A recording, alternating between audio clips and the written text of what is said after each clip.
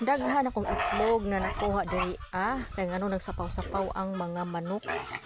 Daghan ako nang ibutang og ini ang mga karton, kining karton na daghan sa sapaw-sapaw na. Kana na makita ninyo din ha. Kana kaduha ka nang ibutang itlog duha. Kaya nagsapaw-sapaw sila sa usa ka karton mabutog kuan.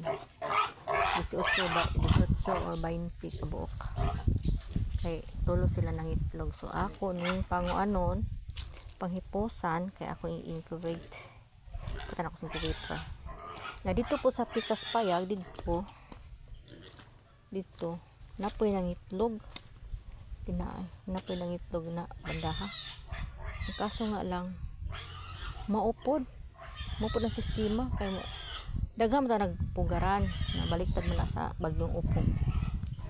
So naitulo ka pugaran din na ang isa na ng itlog na niya gilumluman na kanang tunga na mangitlogay pa lang kaning ubos na itlog unom na tinga ko abot mag kuan abot ang 12 isa kadlaw 12 agad duha kadto tulo siguro na daghan kay pud magpuli-puli din na. So akong ipanguha kay ako ibutang sa incubator kining dagko ni manok na ikindak kay itlog nana ko na ipon.